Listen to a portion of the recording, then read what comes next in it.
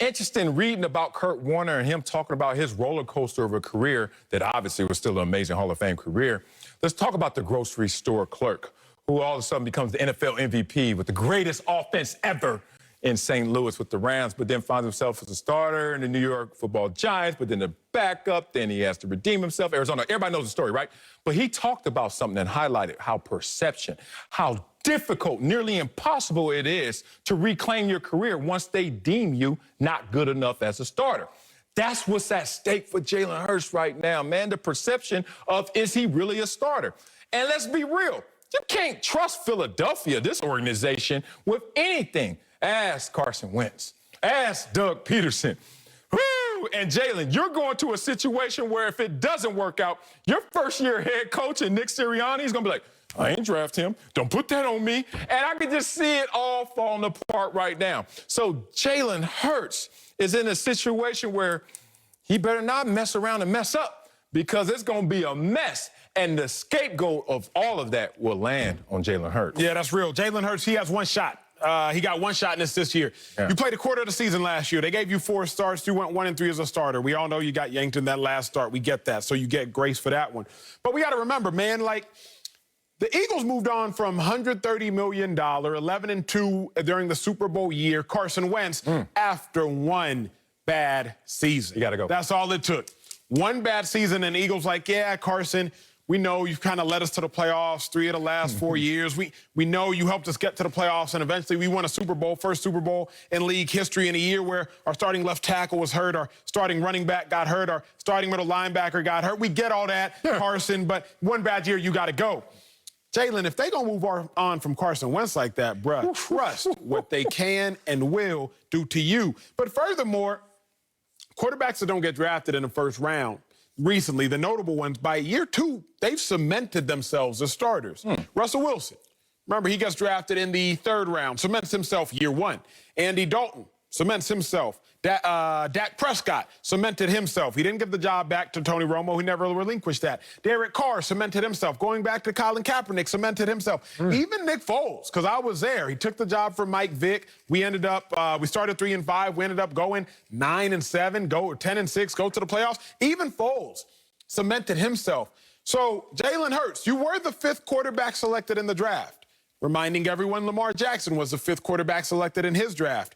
By year 2, it's time for you to convince the world of what you are capable of. So as I see it, he got one shot to do the thing, and if he doesn't get it done, they will move on. Well, let's bring in a 2-time Super Bowl champion, former Eagle, my guy, Torrey Smith. Yeah. So, Torrey, you tell us, what's at stake for Jalen Hurts next season? I agree with you guys. It's everything. You know, at the quarterback position, especially in Philadelphia with the new coaching staff, everything is on the line. You have to bring your A game. You know, and it's not really fair to him because typically when you draft a young quarterback, you want to groom him and he has time.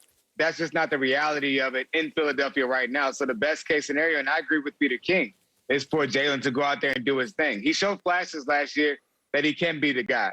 We know his leadership ability even before he stepped into the NFL. You know what he's capable of. I'm a huge fan of his game. I think he is the right guy for the job, but the pressure that are on his shoulders are huge. And to me, considering that he played at Alabama, he went to Oklahoma, he did his thing there, the pressure isn't something that you have to deal with him. But Philadelphia is in a situation right now, I don't want to say where they're rebuilding, but they're certainly retooling, and he's going to be in a position where he's going to have to help elevate and lift this young team, and I'm expecting him to have a big year, but it's really kind of all or nothing because if he doesn't, it's very easy for the new coaches to have to say, hey, this wasn't our guy. Facts. Oh, man.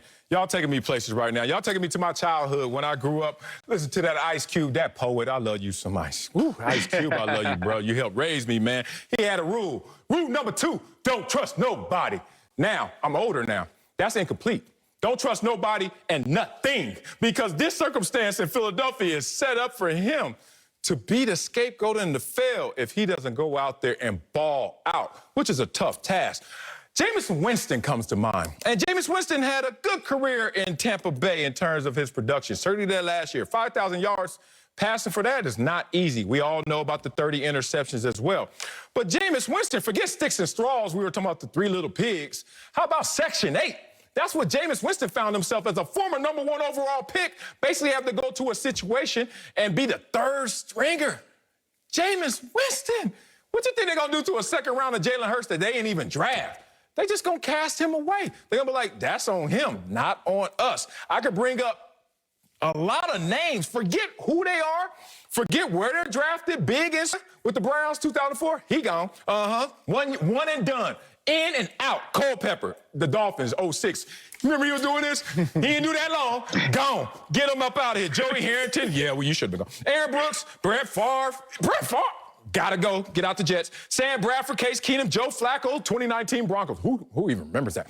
The point is, Jalen Hurts, there are people greater than you that have had worse fate than you in terms of if you don't produce, they're going to get you out of there. And that's a sad situation, but it's reality. I think the other thing is, Sal, in the Eagles' mind, and Tori, you know this, you play for the Eagles, I play for the Eagles. I think they believe they're giving Jalen Hurts everything he needs to succeed. They're like, look, we got Carson Wentz up out of here. We got your quarterback coach you know from growing up in Pee Wee and middle school football. We brought in a backup quarterback that's not going to challenge you as a starter in Joe Flacco. He's just going to sit back there and chill, but he's won a Super Bowl. We're going to get you help in the draft at that number 12 overall pick. Probably going to draft your receiver. We got a first-round receiver for you from last year. You still got 2 top-flight tight ends, even though Zach Ertz might end up being moved or shipped off somewhere. So in the Eagles' mindset, they're like, wait a second. Jalen Hurts, we've given you everything and put you in a position to succeed. If you still don't succeed, you just can't succeed. And I think that's the other reason why everything's at stake. Because the Eagles are going to be looking like, look, we can't set you up no better. We've set you up. Go fly. And if you don't, it's time for you to get up out of here. I mean, Howie picked them in the second round. So I think that does show that they have faith in his ability and in his talent. But we all know right now, to say that this team is ready to go and compete for the Super Bowl right now, offensively, that may be a little premature to say. So I don't know if they believe all the way, especially pre-draft, that this offense is where it needs to be. But it certainly could get there in the future. And for him, all he needs to do is show enough potential that he can be the guy to lead this team. And last year, he went out there and he made some big-time throws. And for a young guy, if he was in any other situation, if he was drafted higher, I think for that short sample size, you would feel okay with some of the flashes that you saw going forward. So having an offseason, and I wish he had that physical offseason, however, we know that's not going to be the case. For him just simply being comfortable in year 2, going in, not necessarily looking over his shoulder, but Joe Flacco isn't going to sit back and chill. He's going to feel that pressure. It's going to be for him to go out there and perform. And I know the way he's been working this offseason, by seeing videos, by talking to some of the other receivers, and the way they feel about him, he's going to have a locker room that for sure has his back, which means a lot as you're heading forward, especially as a young guy. Yeah, the Eagles' offense looked much better with him than it did Carson Wentz. Same offense, but it just looked different. Points per game went up, yards per game, rushing yards per game, everything. So you got to give him respect. And he did some historical things in terms of being a rookie since the merger. He's number 3 all time in terms of combined yardage per game, only behind Deshaun Watson and Justin Herbert. Some beast as a rookie. So you got to respect everything about him. Number 2 offense in his 3 starts last year, 437 yards per game. Go ahead, Jalen Hurts. I'm rooting for you. But I'm not sure everybody in that building is. Coming up, Sean McVay says it's not fun to play in the NFC West. We'll tell you if the division is the best in the NFL. That's next.